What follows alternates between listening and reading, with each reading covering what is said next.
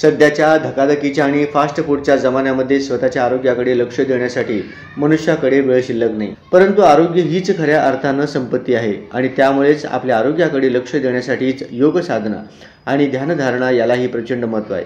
त्यामुळेच या दिनाचे महत्त्व आणि ध्यानधारणा केल्यामुळे कोणकोणते फायदे मनुष्य देहाला होतात याची सविस्तर विवेचन 21 डिसेंबर शनिवारी रोजी होणाऱ्या ध्यानधारणा दिनानिमित्त कामगार सेनेच्या पद्मशाली चौकातील कार्यालयामध्ये या दिनानिमित्त दीपक कोंडा व पुरुषोत्तम चन्ना यांचे मार्गदर्शनाने आयोजित केले आहे। तरी सोलापूर शहरातील कामगार बंधू भगिनींनी याचा लाभ घ्यावा असे आवाहन मी सोलापूर माझे सोलापूर परिवर्तन व विकास समितीचे संस्थापक अध्यक्ष विष्णू कारंपुरी महाराज यांनी केले आहे। नमस्कार, मी सोलापूर माझा सोलापूर परिवर्तन व विकास समितीचा निमंत्रक व संस्थापक।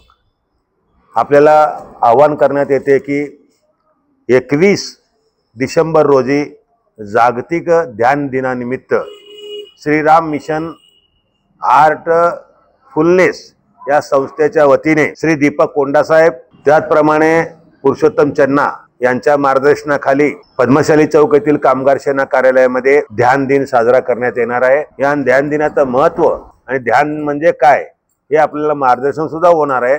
त्याचबरोबर ध्यान केल्याने आपल्याला काही निर्माण होतो, आपलं ध्यान केलेले किती त्याचे फायदे आहेत व ध्यान केल्याने आपला मनाला शांती आत्म्याला शांती किती मिळतो या बाबतीमध्ये प्रात्यक्षिक करू या ठिकाणी आपल्याला माहिती देणार आहेत।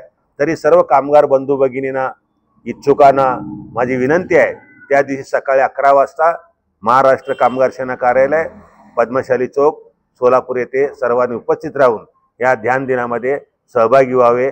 नमस्कार।